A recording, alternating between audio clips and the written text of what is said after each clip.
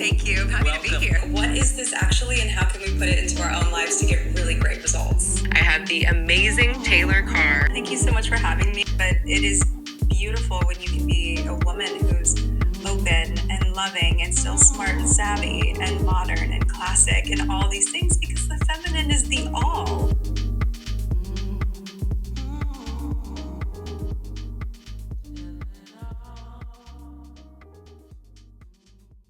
Hello, beauties. Welcome back to the Modern Muse Diaries. I'm your host, Taylor Carr, and of course, I have another beautiful guest for you guys this week. I had the honor and privilege of getting to connect with Elizabeth Scarcella of The Rooted Queen, and she does a side of this feminine energy work that isn't my expertise, but I'm so in love with it because it is women's health and vitality and glow and hormones and all these beautiful things that really, really support us. So, Elizabeth, welcome to the podcast. Oh my gosh, I'm so honored to be here. I love the way that we met. You guys might learn over time that Taylor and I have so many things in common, including our names. The name of our cat is my middle name, and we could go on the things that we have in common. So it was such we met through a mutual friend named Catherine, and it was kind of love at first sight, right? Or love at first text, actually, is how we met. Yes. Yeah, absolutely. And everyone here knows Catherine Whaler. She's my astrologer. She's been on the podcast multiple times. Elizabeth, and also your name is my middle name. There's so many things. I know. And Catherine's my astrologer too. Yes. Yes. So Yes. give my audience a little bit of a rundown of what you do, and then we will just flow from there. Okay, so I do multiple things. I'm kind of a one-stop shop. So you may obviously have heard or seen on Instagram or social media about hormone balancing, right? So rather than just hormone balancing from a coaching perspective, we actually do functional medicine and truly do that. So in the real aspect of functional medicine, and this is what has me wear a lot of hats at one time and love every single second of it, is that in true functional medicine, we're looking at what is happening with the body, the mind, and the soul all at the same time, and matching symptoms and lab markers to see why we are feeling the way that we're feeling. Everything from I don't have great self-esteem to why do I keep falling back to this energy, back all the way to my fearful avoidant attachment style keeps showing up. We can see all of that in your labs. So what's happening with your body physiologically is going to show up in your limbic system, in your emotional brain, and in your nervous system, and in your soul level too. So we address all of that at one time. My process is more like systems analysis. So like we are looking at your systems map. We don't look at you in buckets. So we don't just treat hormones. We don't just treat gut. We don't just treat inflammation. We don't just treat nervous system regulation. And we don't just treat you emotionally. We treat it all at one time in one big comprehensive package so that you can get well quick and don't have to get one area fixed and then another area is broken. And that's what we see a lot. We see that if we're not addressing all the systems at one time, we're not going to have optimized health. It's so comprehensive. It's so big. It's so massive. So I think one of the things that really caught my ear when Catherine was first telling me about you was she was saying, oh, I have this woman in my life. Her name's Elizabeth. And she said that she can tell when somebody is avoidant or anxious. And then when you and I had our first initial conversation before we got to meet in person like a week ago, which was so cool. Yes. I was like, wait. Tell me more about this. So can you talk a little bit about what you see in the difference between anxious people and avoidant people? 100%. So let's start at the nervous system level, right? This is where everything in our body and our mind begins, is at the autonomic nervous system, because that is the area of our body, the hub of our body. It's not even just an area, it's a hub of our body that sends messages to what our brain and our body should be doing. So when it comes to anxiousness or avoidance, we are talking about two different states of the nervous system. So one is sympathetic activation, so a fight flight. So that is obviously going to create anxiety if you're fighting and or flighting in some way. What does fighting mean look like? Argumentative, even if you are not brave enough to be argumentative out in the world, you're argumentative in your head, like, this isn't fair, this is unjust, why is this happening, why can't they see this, why are they not listening to me, don't they understand, didn't they hear my needs? Okay, so by no means am I saying you shouldn't have these kind of inquiries. It's about the passion and the energy that you have behind those. Are they questions that you are looking inwardly to get answers and or ask for appropriate support, or are they complaints and arguments that you're having within you? Okay, so if they're the latter, then we know that there is a fight response happening, a sympathetic activation response happening. And when that occurs, there is a flow down that happens with the body. So we can see what's happening to say, let's say progesterone. So as we know as women, in order to be us, to be a female, we have a blend of estrogen, progesterone, testosterone, DHEA, as far as reproductive hormones go. I mean, we can go deeper than that, like, but those are the main ones. I'm not going to bother with all the other fancy ones. So if anyone's listening, they're like, but she didn't say luteinizing hormone. And yes, I know. We didn't get deep. We're just keeping this kind of at the surface level ish. So if somebody is anxious, they for sure are going to have low progesterone, and one feeds the other. So why would I know they have low progesterone even if their periods are somewhat normal? That person also probably has a lot of PMD or menstrual distress, because progesterone is I call it kind of the yummy hormone. It really has us feel like everything is all well in the world. And it attaches to GABA receptor sites. And GABA is a neurotransmitter that we make that helps us sleep, helps us feel relaxed, helps us feel calm. So now you can begin to see, right? If somebody's has a set point and their nervous system is in sympathetic activation, it's called, and they're in this fight, in this argument, for an example, then their body is going to listen to what the nervous system is feeding the body. The body's saying, we're in fight. There's a lot to work through. So then the progesterone is either going to be used up too quickly, or it's not even going to express well enough. And then there is a negative feedback loop, for instance. So that's about the anxiousness. Does that make sense? Can you see how I'm so leaned in. I'm like, yes, tell me more. And so that's just a small little tidbit. Now, when it comes to avoidance, we know that avoidance is more on the dorsal vagal phase of the nervous system, or what we would call collapse. Okay. And you might hear out on TikTok functional freeze, right? We hear that and it's kind of misused a bit, but in my opinion, but I get really geeky and sciencey. So I understand why people are saying that. So I'll go with it. So this functional freeze where we're collapsed and we're avoidant, and we want to first look, are we avoidant like sympathetic activation, flighting avoidant, which it comes from fearful avoidance, or are we dismissive avoidant, which comes from collapse? You see? So we know dismissive avoidance is we can shut our emotions off. This isn't me, by the way. I'm a recovering fearful avoidant, working towards secure every day of my life and doing a pretty good job of it at it now.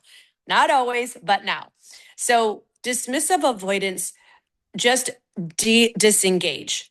They can't deal. Their capacity doesn't have that ability because of what happened when they were younger. They weren't asked about their emotions, and their emotions weren't taken seriously. So their body decided to just put them into collapse in order to handle life, because they had way that they were raised that said your emotions aren't important. And that's kind of the message they got. Or you have to perform in order to be important. I'm sure that your audience has heard this a million times, but I'm saying this again in relation to hormones. So we know that someone who's in a collapsed state, particularly dorsal vagal, they're dismissive avoidant. They have a lower capacity by no fault of their own, but their responsibility to heal, of course, is they hormonally, we're now getting into another hormone, are going to have more of a flatline cortisol level. And so when they are not producing enough cortisol, like period, then all the other hormones are going to get that message to underproduce. So they won't just be low in progesterone and maybe high in estrogen, like we see in a lot of anxious folks. These folks are just going to underproduce testosterone, estrogen, progesterone, and cortisol because their body is saying, you better hover down, you better protect, you better go in your shell. And so then why is the body going to keep you in a state that you would be fertile and vital and vibrant if you are living in a protective state? You see? Mm-hmm. Does that make sense? Yeah, it's really fascinating. I had somebody approach me recently. I have a client who works a lot with like the anxious avoidant side of the dating coach world. And she came to me recently and said, you know, there's this big debate going on in the anxious avoidant world that avoidants are actually narcissists. What do you think about that? And I said, no, avoidants are not narcissists. Avoidants are having a very real shutdown to their human experience. So I was just kind of thinking about the fact that I think it's very common for anxious people to come up with stories to make themselves feel better about why something happened. 100%. Yes, I hear this in my practice a lot too. So I tend to attract a true anxious preoccupied, which is in a fight response, or fearful avoidant, which I didn't go into the hormonal profile of a fearful avoidant, but that is someone who's definitely estrogen dominant. And fearful avoidant, to classify it in one term, and of course I'm generalizing here, I'm not giving it the full depth that it deserves, but for the sake of conversation, a fearful avoidant is come here, go away. Right. So that's a lot of that princess energy, I think, of no, I don't, come on, you didn't do it right. Right. And then they go away and like, why are you going? Where are you leaving? Okay. Uh-huh. So this person is going to have low testosterone. They just do not own their own stuff. And when we have low testosterone, we have low dopamine. And when we have low dopamine, we have low motivation. We have low get up and go, start energy. We don't have that, you see? But the nervous system is serving the message to the hormones, and the hormones are just obeying what the nervous system is saying. And then when the hormones behave, and I'll get to the narcissist thing in a second, when the hormones are behaving what the nervous system is saying, they're answering to the nervous system, then the hormones are in the body, and then that sends another message back to the nervous system. So you see in the negative feedback loop. So why about the narcissism? Like you said, because a lot of anxious women, they need to blame it on somebody else, not them. Mm-hmm. And a lot of anxious women happen to be perfectionistic too. So we can't have it be our fault. We already have everything else that's our fault as a perfectionist. I can't have you ghosting me be just that there's something wrong with you. I have to make something really wrong with you so I can have a reason why. Mm-hmm. Right. And then here, this adds to that complaint. This adds to the fight. Right.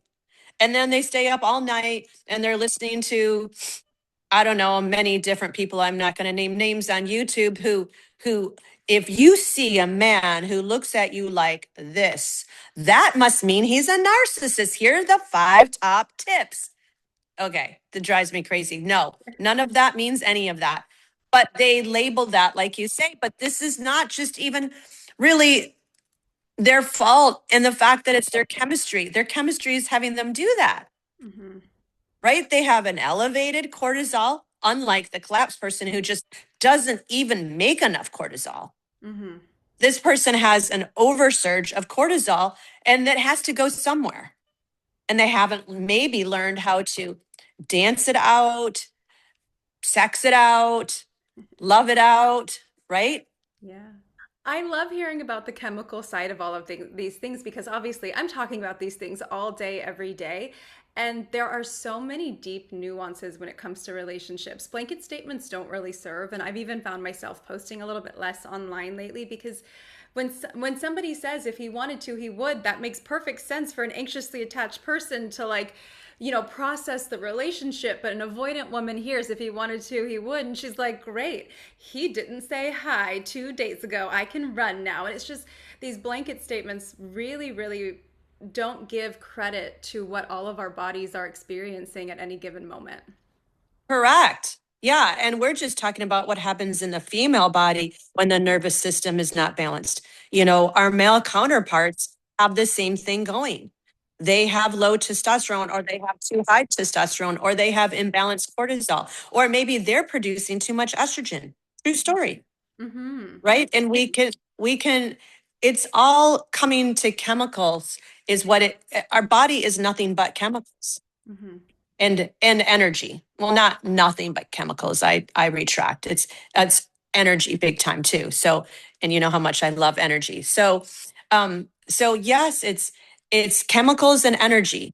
And that's what we have to realize, and we have to balance the chemicals. So like you were saying about your audience loves to know about gut health and how what that has to do with radiance. Again, we can't do anything with your gut really if we're not balancing the hormones. And we can't do anything without the hormones unless we're balancing our inflammatory lab markers. We can't do anything with the inflammatory lab markers unless we're going back to the source, the nervous system. Mm. So we have to be a safe place for us to live in so that our body can be resourced enough, so that our inflammation can come down, so that we can heal our hormones, so we can heal our gut, and then we can be living in optimal living. And it really is possible. Really Yeah. is. Oh my gosh. Okay. So many places to go with that. I'm going to stick with the attachment style just for a moment longer and Yeah. then we're going to switch because there's so much here. You and I could probably talk for 4 days and it wouldn't be enough. I'm sure. I'm sure. Okay, so let's talk about the person who starts off anxious and does the classic pendulum swing into avoidance after a huge heartbreak. I didn't know that that was something that happened until I was in my early 30s and I started to see it, even experience it firsthand. Hi, anxious perfectionist type A girly here. That pendulum swung into fearful avoidant and just started to like become more shallow in the way that I was moving throughout the world because the depth I was living in was too painful. And I look around the world right now and I feel like I just see a whole lot of people in their pendulum swing to avoidant of I would rather just have a rich man. I would rather just da da da. I don't want to be in love again. Men are this, women are this. And I just wonder, do you see that too as you're working with people, a lot of that pendulum swing, or is it different on your end? No, I do see that pendulum swing, and maybe they're not of I want a rich man. It's I need to get my shit figured out so I can make money and never rely on anybody again. And that statement of this is where we see issues. I need to get my financial crap together so that I never rely on anybody again. They're not just saying not rely on somebody financially, they mean not rely on somebody, to answer what you're saying about the pendulum swing into the avoidance, right? So it's very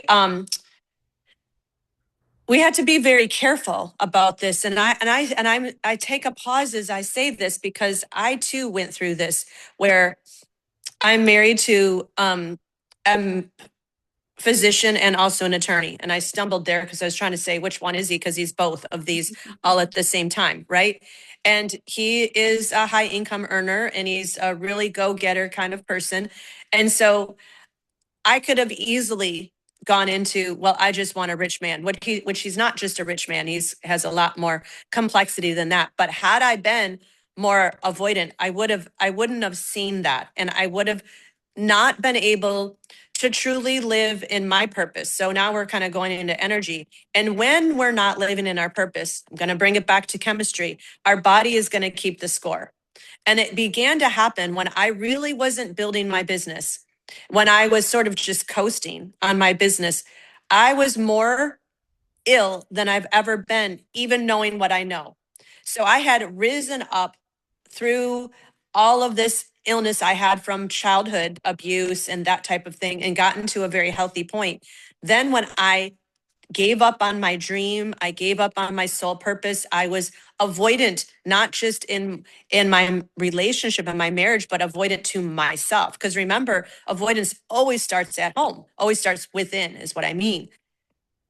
I had all kinds of hormone issues that came up. And because of the hormone issues that came up, all kinds of gut issues came up. Isn't that interesting, right? So to go back to what you're saying, do I see that a lot? I do see that a lot, and I mostly see it in labs. I see it in labs, and it takes the patient deciding that they want to get well physically and they want to get well emotionally. Because as I said, how one thing goes, another thing goes when I was talking about the nervous system. We cannot be in dorsal vagal shutdown and expect that our hormones and our gut and our nervous system and our inflammatory markers are going to respond favorably. No, they cannot, because they are getting the message from the nervous system. Oh, just act like you're dying because you pretty much decided that you're giving up on a huge part of your life that you always said was important. Yesterday we were texting back and forth a little bit and voice Yeah. noting. And I'm getting ready to do a little bit of work with you, which is very, or maybe a lot of bit of work with you. I'm very excited. And I mentioned to you, like, oh, I got my blood test back. I'm like so low in iron that the nurse practitioner was like, you have to go get iron infusions or you're going to become anemic. And your response was, well, I wonder what's underneath the iron deficiency. And then I was like, well, I get to ask you on the podcast because I think women can go, oh, I'm iron deficient, or oh, I'm low in progesterone, or oh, this and this and that, I'm losing my hair, da da da da da.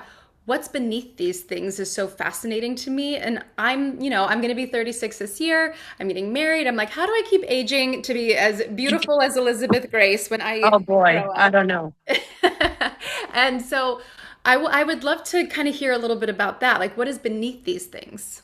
So again, for me, the base of everything is the nervous system. But why is the nervous system sending these wonky messages, and to what systems in our body is the nervous system sending it? I'm going to nerd out for 1 second, okay? But it's going to be worth it. We love it. Especially since you're asking about your iron. I've not gotten my hands on your blood work yet. So I don't know if this is hemoglobin that you're referring to, or ferritin, or both. Ferritin? Mhm. Okay, this makes an enormous difference. I chronically see I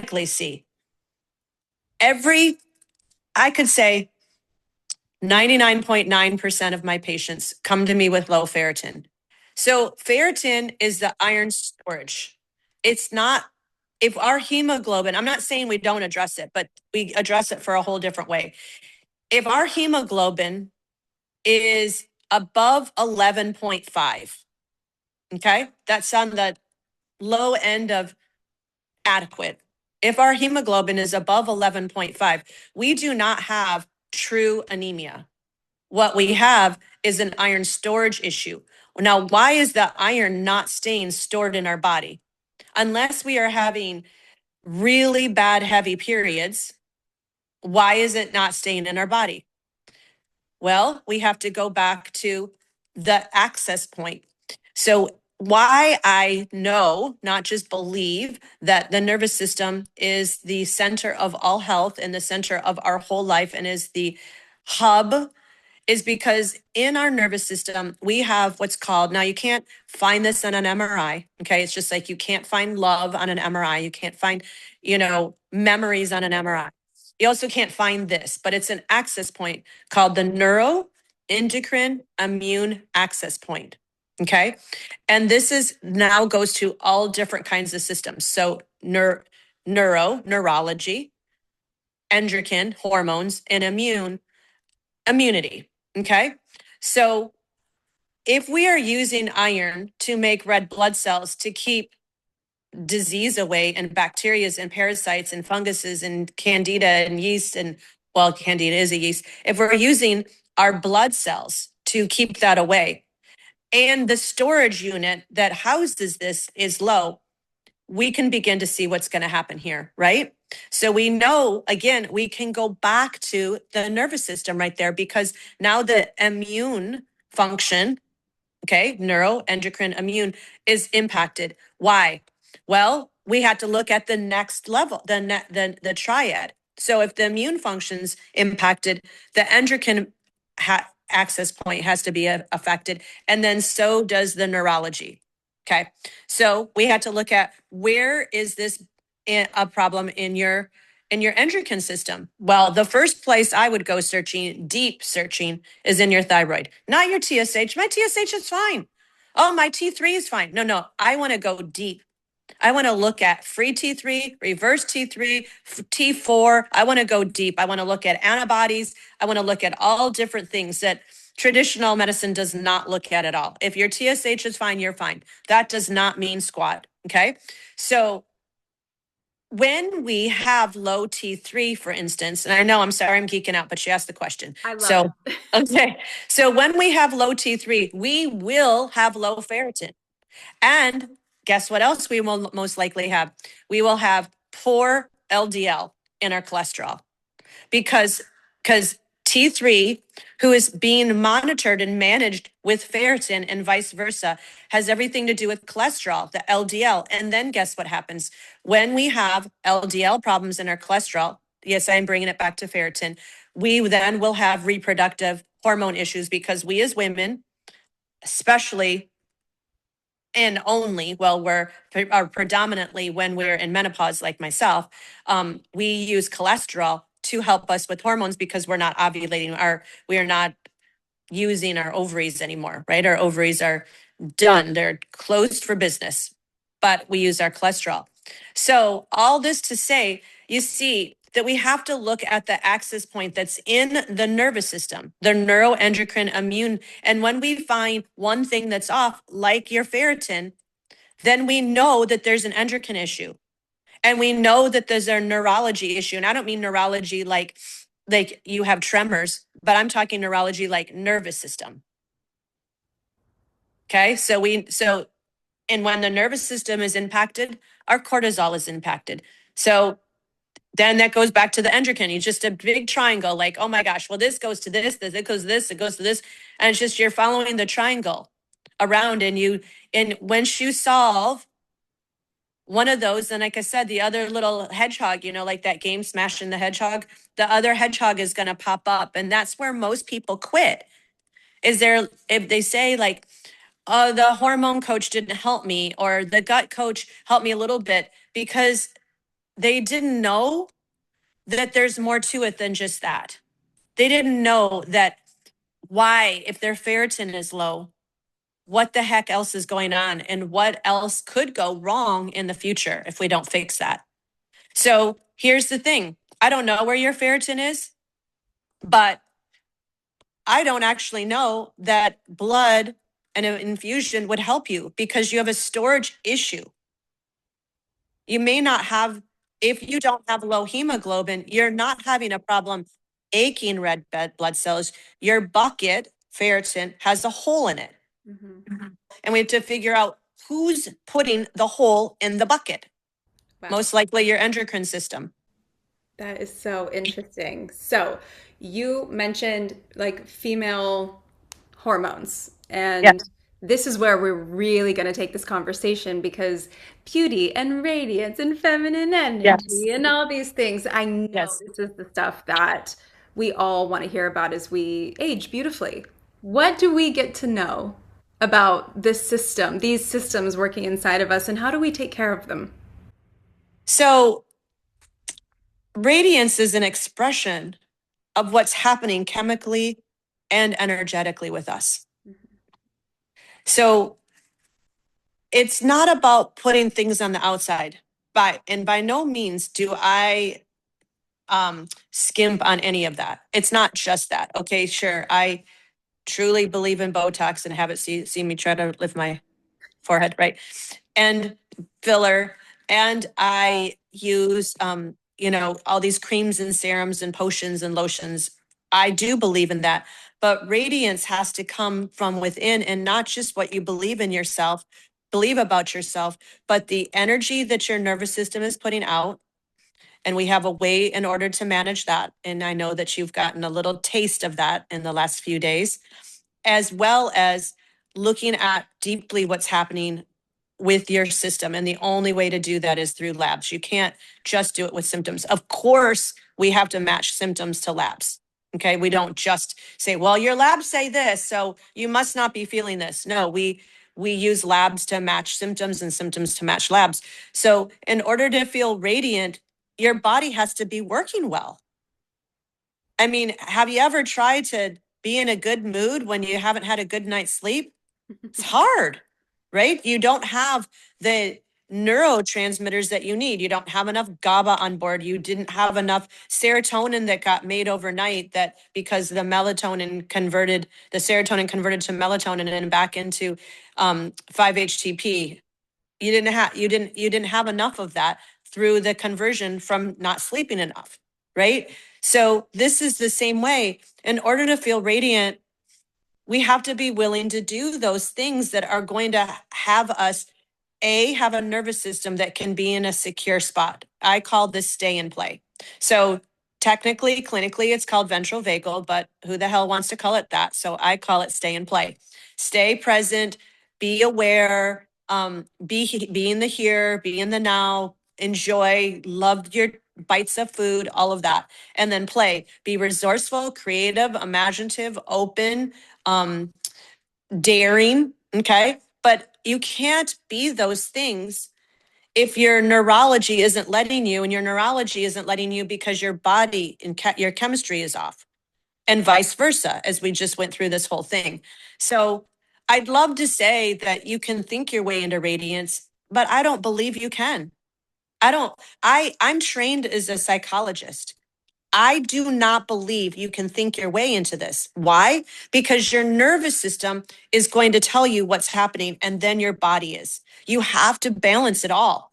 I'm not saying that positive thinking isn't amazing. Of course it is.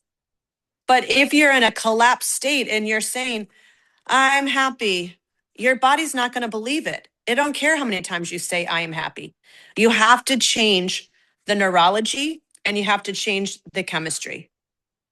And so for women, I think embodiment too is really important. That's the difference between I'm happy and I'm going to go do something that makes me feel happy. Correct. 100%. It's the walk by the water, it's the catch up with a girlfriend, it's have a glass of wine if that's what you like. But feel it while you're doing it. And you can't feel it if you're not in stay and play. Hmm. You can't do it when you're in fight. Otherwise, it's going to be you're watching your clock and saying, I got to get back to do this. Or the waiter didn't do this right. Or you've got one more ounce of wine in your glass than I did. Right? That's what that could look like in the same situation. That's a really challenging way to live. And I think I used to kind of live like that because I was so Same. anxious. Yeah. Me too. Everything was just ruminating, kindness, ruminating, kindness. Ah! And it was so overwhelming. And people always ask me what did you do to to become more present? There's not one answer. It's over time, over years. It's my health, it's my mindset, it's my embodiment, it's my choices, it's my follow through with myself, learning how to trust myself. Right. Life is a very holistic experience. And I think a lot of women are looking for okay, what's the one thing? It's like, no, babe, there's many, many things, but it's worth it. Okay. 100%. Yeah. And this is the thing. I'm going to be a bit of a disruptor here. Is that this is what drives me crazy when people go to a specialist. And I'm not saying these people aren't well trained, but you go to a hormone coach. Is that hormone coach looking at your ferritin? Are they looking at your immune numbers? Are they looking at your inflammation? Are they doing a full hormone panel and a gut panel? Well, I guess they are. They're doing hormones. How hormones are just part of it. Hormones are nothing but messengers. Or I'm working with a gut coach. Okay, but what are they doing about the other systems? And what are they doing about the nervous system too? Because if we don't re-regulate the nervous system and build capacity, not just, march in place and do your swinging arms things and gargle and cold water things, not just that. But if you're not doing something to build capacity so you can actually stay and play, then none of these other things to balance hormones, heal your gut, are going to do anything. They can't, because your body is in either fight, flight, or collapse. It's so important to do this work simultaneously with the other work you may be doing. This is why Catherine even like brought us together, was because I was Yes. like, hey, I get to have somebody who comes in and supports my client's health while I'm also supporting their embodiment and the mindset and the way they move about the love world. Totally, 100%. And then they get so, your clients will get so many more results, right? It's like they're a Ferrari, and you cannot put mid-grade or unleaded gas into a Ferrari. Well, you can, it will drive, but how? How is it going to perform? Wouldn't you rather just give your body, aka your engine, what it needs so that it's going to be able to do what you want it to do? If you're already investing in this, do yourself the favor to have the energetics, and the chemistry working together in a flow. Go all in. And this is going to be my new favorite thing, but I've watched my clients. I've obviously, like, I've been doing this for many, many years now. And I've watched the difference between the women who are like, this is so fun. I'm so embodied. The men are treating me so well. I'm receiving in gratitude. But then they're like a little avoidant because they're like, well, I received so well now. Like, why would I lean in? Versus the women who are like, I finally got the guy. I did it. And yay. And he's so great. And then as soon as they're very committed or they get engaged, all of this chaos starts up because their gut or their hormones or whatever it is that's inflamed or out of balance kicks up, and they're suddenly back in this anxious or very princessy energy of, Right. "We should be The doing fearful this or this avoidant. or this." Right. And so I was like, Totally. okay, what is the difference between these women and how do we support them deeper? And it really does come back down to their health and their hormones. And their gut and their inflammation. Yeah. It comes to that. It does. And it's proven in science. I mean, I'm not making this up. There's a true thing in functional medicine. Allopathic medicine, not so much, because and my husband will talk about this all the time. This is why he has decided to be my medical director and really help me build this business, this practice really deep and full force, because he's an emergency room doctor and he sees all these patients that have all these ologists, right? A gastroenterologist, a gastroenterologist, a endocrinologist, all of these ologists, gynecologists, who are treating people in a bucket. They only treat this system at one time, and they're not looking at everything. And then people come in with problems, not even about the system that was going wonky, but the new system that went wonky because you treated one and now the other is out, right? This is why we have to do a full systems map. And you're and back on point with what you're saying, right?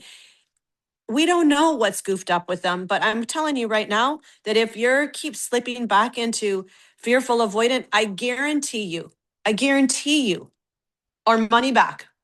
I don't even really have a money back guarantee, or money back, that you have at least one system. Because if you are back in fearful avoidant, then you are for sure in fight and flight and sympathetic activation, and your hormones will follow suit, and your immune system will follow suit, and your inflammation will follow suit, and then your gut follows suit. It will, guaranteed.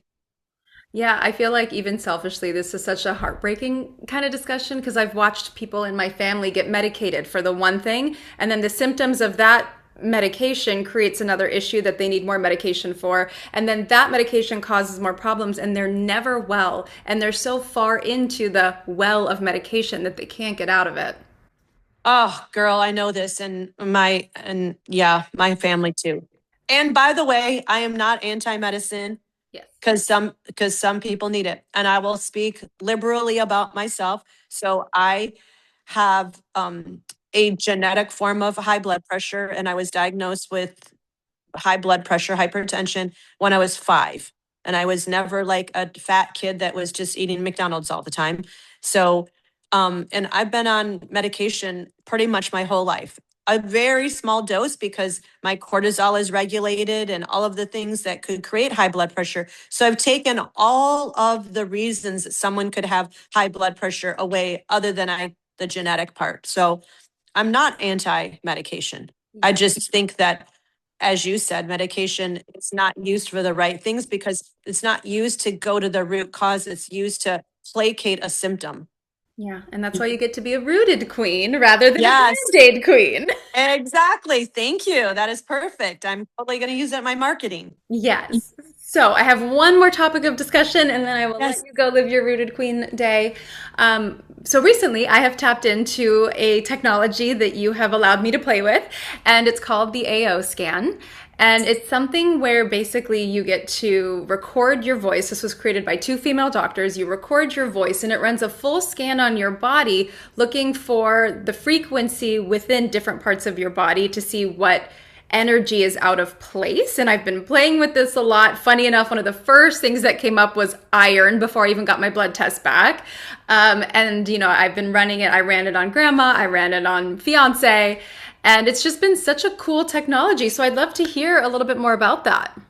Yeah. So how this works inside the whole program is because imagine being able to have a scan every day. Not scary. I mean, if you look at it that way, anything could be scary, but can you imagine being able to scan your and optimize your body every day of the little things that are off? So let's say that you are having a fearful avoidant spike. Okay.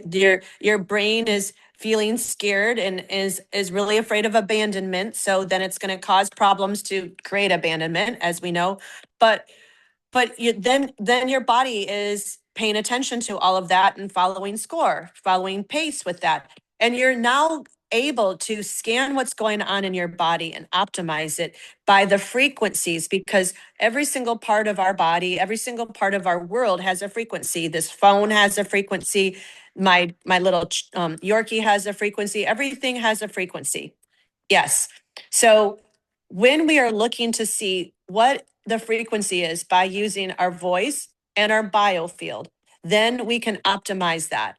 Um, and then we can optimize that by playing certain kind of tones that can balance our emotions. So if we are feeling very much like wanting to run away, and that I used to be this way all the time, like I would want my husband to come chase me, but yet I would literally, this is embarrassing, but I'm telling the truth here.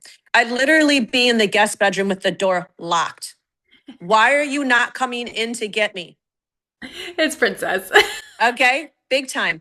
But when I have AO scan, I don't do that anymore. I used to do that. And he put up with it all this time, even though could, people would say, he's a narcissist. Dude, did you see the way I'm behaving? He's no narcissist. If there's anyone, it's probably me. But Love. and I wasn't one either. But the AO scan would show what emotions are out of sync. And I could balance those and listen to this beautiful music to help me get out of my own way. Because when we're in, say, a fearful avoidance spike, and we know that we are being an enemy to ourselves and an enemy to our lover, but we can't help it, we want to, and then we're crying about that and feeling guilt. Just imagine having a technology that you can use on your phone, your iPad, your computer, whatever, that can help you balance and get yourself out of your own way by regulating the frequencies that are forcing you into that weird, fearful, avoidant behavior. Hmm. It's been super interesting. Like every day it's something different. I'll do it like morning and night when I can, and it'll be something different. I found that, from my grandma's scan, it noticed very quickly that her eyes weren't doing well, and she has glaucoma and a couple other things going on with her eyes. And with Eric, it like called out his right foot not being in alignment, and he was like, that's where my collapsed arch is. And I just thought that was really fascinating. And not that I'm a quantum scientist doctor, but I really believe in these things. I believe, like, we've talked about the holistic side of this. So it's been really cool Yes. to watch myself change through the day and see where I might be dysregulated or where I might be feeling really great. And I just keep hitting the like sacral chakra button because that one feels really fun. Yeah. And then we haven't even had time yet, but to get into the subtle energies, there's so much that you can do with this technology. Even when you say you've worked with me and okay, for instance, you have low ferritin, that have an iron storage capacity issue. Listen, there's literally a frequency, I guarantee you, in AO scan to help with that. So Perfect. that doesn't mean that we don't go to the root and see what's going on with your thyroid, but the frequency that your body is putting out to create and keep that imbalance and the low ferritin going, we can actually energetically change this at the same time. And that's why I love it, because it's not just, you don't just do this. You do this among other things so that it works synergistically and it works fast. It's so Age of Aquarius. Like, we're just no longer guessing your frequency. We're just going to give you a new one. Yes, exactly. 100%. I love it. So please let my audience know where they can find you, how they can work with you, and anything else that you would like for them to know about you. Oh, yeah. So the biggest thing that I would say is, what area of your life is your hardest, right? In what I said, what is the hardest? So I'd love for your audience to take the quiz. Take the quiz, right? And the quiz is going to show you, are you more out of balance in your hormones? Are you more out of balance in your nervous system, in your limbic system, which is your emotional brain, or your faith reconnection? And we're all out of balance a little bit in each of it, but which one is the one that is the hardest? And then you know where to start working from. We know that there's all of it's connected, but we know where to begin. We know where to begin. So the quiz will help with that, and we can put the link in the show notes, right? Yep. And then also, we can also put in our show notes, the easiest place to find me on Instagram, Facebook, and YouTube is at my name, Elizabeth Scarcella. Amazing. I'll make sure all of that is below. And the last question is, what does it mean to be a modern muse to you? To be able to live within the safety of my own body and be able to express that outward. It also means to be bold. And when we can be safe, we don't just collapse there. We become bold, we become brave, and we can invite others into that bold, brave space. Amazing. I love it. Elizabeth, thank you so much for being here. Thank you so much. Thank you so much. And I can't wait to further our conversations. Bye, Queen. Okay, bye-bye.